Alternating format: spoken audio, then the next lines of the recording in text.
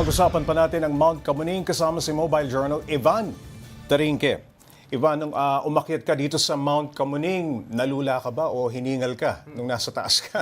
Paps, yung nalula hindi masyado kasi sanay naman tayo umakyat ng mga mataas. Pero hiningal, yan talaga Paps, ramdam talaga yung hingal doon sa pag-akyat nung footbridge na ito dahil yun nga no, nasa 5 meters din kasi.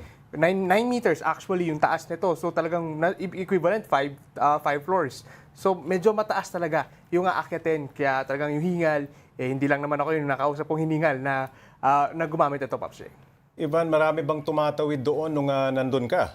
Kanina, Paps, marami-rami naman yung mga nakita nating tumatawid doon. No, mga nasa 20, around 20 din yung gumamit nito dahil yun nga, no, katabi kasi na itong footbridge na to, Paps, is yung sakayan ng bus papuntang Fairview.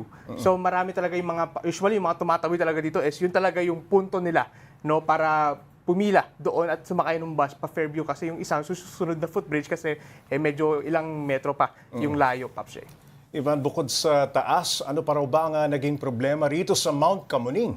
Pops J, yun talaga, no, yung pinaka-main concern talaga nito is yung taas nito dahil nga nakakapagod iakyatin. Yun nga, no, hindi na siya accessible for yung may mga edad na at yung ating mga kapatid na PWD, no, Pops J. And isa rin, Pops J, talaga is yung tarik nito. No, mahirap talaga akyatin, talagang yun nga, no, inaakit natin talaga yung hingal. Aabutin ka ng hingal kahit siguro. Napakataas na, no? Nadadaan natin. Tama ka din, Pops J. Plus, medyo meron din siyang, hindi naman siya nakatakot dahil medyo yung mararamdaman mo kasi yung vibration ng kalsada pag nandun ka na sa may footbridge. So, baka yung iba medyo hindi sanay umakyat, baka biglang malula. Malulula, ano? Tama ka dyan, Pops J. Sa mga nakausap mo nga tumawid sa Mount Kamuning, Ivan, may nagsabi bang namimiss nilang daanan itong tulay? Pops J, kanina wala naman tayong narinig na mamimiss nila ito, no? Actually, gusto nga nila yung bagong pinopropose na bagong footbridge dahil yun nga, hindi na siya ganun kataas.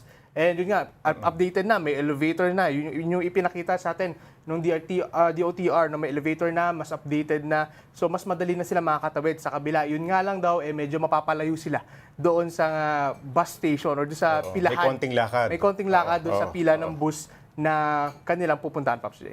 Alright, maraming salamat, Mobile Journal Ivan Tarinque.